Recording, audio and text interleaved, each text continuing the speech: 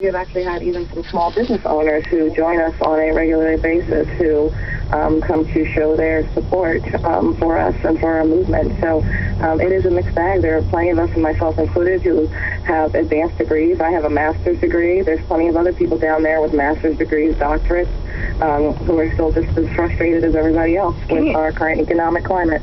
Yeah, can you talk a little more about the movement? There seems to be some conflicting reports about what people are really down there for and what your goals are.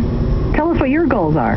Well, I can't speak for the whole of the movement. I speak as an individual, as we all do. There is no one central goal or ideal. Me personally, I'm down because I feel that the amount of urban blight in the city is appalling, especially if you travel a lot and go to other cities on the West Coast, such as Seattle or Portland. They don't have problems with all these vacant row homes. They don't have that rampant decay that goes on for years and years and years. And so that was a big thing for me, because I wanted to engage in conversation with other people who had ideas of how to change this more directly. Some of us, of course, many of us are against the corporate greed and lack of accountability we see in our banking and corporation systems. Many of us feel that our government has displayed this complete lack of ability to instantiate change in any quick or orderly fashion. Do you plan on being there tonight at midnight? I do plan on being there tonight. I do plan on assisting with facilitating General Assembly. Whether I stay till midnight or not, I think depends on what happens throughout the evening. But it's certainly not out of the question. And what's your feeling about what could happen tonight? I actually feel that a lot of this has gotten way overblown. Yeah, I don't know if you've heard, but the mayor did release a statement through her spokesperson, and they basically said that leaders and attorneys have met to discuss ways to protect individuals' rights to protest. However, they are also saying that you're free to peacefully demonstrate at McKeldin Plaza in accordance with established guidelines. However, it's not a campground, and overnight camping is prohibited. The city will continue to monitor the situation and deal with individual acts of illegal behavior on a case-by-case basis.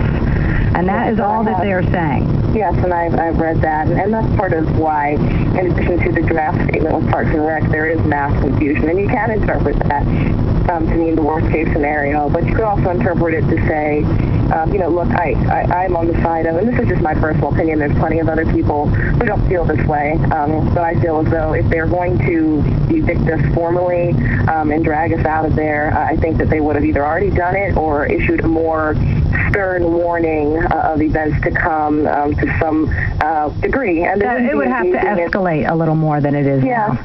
They would have to engage, they wouldn't be engaging Parks and Rec in drafting papers with us and working with attorneys if there wasn't at least some desire to at least appear like they want to mitigate this. Sean, let me just ask you, obviously you're aware of what's happening in cities such as Oakland, where they have used bean bags and shot bean bags and used tear gas.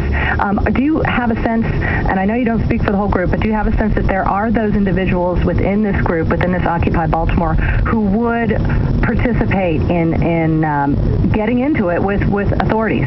I feel that on the whole we are a nonviolent movement, and that's what we branded ourselves from day one and agreed to at General Assembly since day one.